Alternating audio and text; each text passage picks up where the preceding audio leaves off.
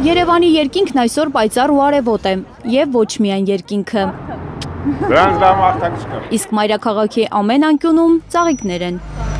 Շատ լավ օր է, մեր տրամադրությունը շատ լավ, փորձում ենք ուրախ տրամադրությամբ անցկացնենք այսօրը։ Դեռ ստանալու եմ տանից, սովորաբար ամուսնուցս, տղաներիցս, հարսիկիցս, սիրելի։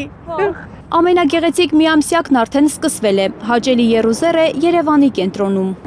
Ես սիրում եմ մարտի 8-ը, որովհետև այդ օրը մայրիկների օրն է ու կարանք մայրիկներին ավելի շատ ուրախացնենք։ Ավելի շատ ուրախանալու համար հաճախ մեկ ֆունջ ծաղիկն էլ բավական է։ Տանում եմ աղջկաս եւ տիկնոջես։ Ինչ կմաղթեք բոլոր աղջիկներին եւ կանանց։ Միայն գեղեցիկ լինեք, միշտ փայլեք։ Ծաղիկները նվիրում եմ իմ շատ սիրելի կիսուր մայրիկին։ Իսկ ինչ են ամենաշատն ուզում կանայք։ Խաղաղություն, միայն խաղաղություն։ Վերջապես մի քիչ ուրախություն տեսնենք։ Ձեզ էլ շնորհավորում եմ, ուրախ եւ հաճելի մարտի 8։ Կմաղթեմ առաջին հերթին խաղաղություն, երջանկություն, սեր։ Բոլոր մայրերը միշտ իրենց երեխաների կողքին լինեն։ Մեր երկրի սահմաններին խաղաղություն,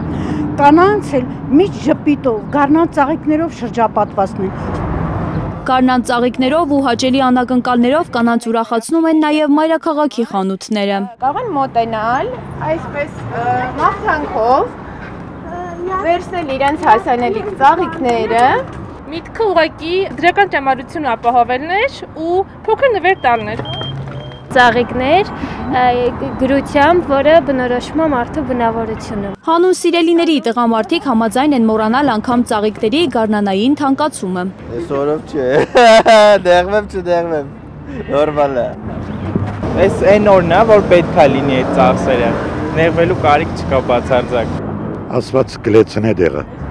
Երևանի փողոցներում ժպտացող կանայք հուշում են, մայրաքաղաքն այսօր ամենագեղեցիկն է։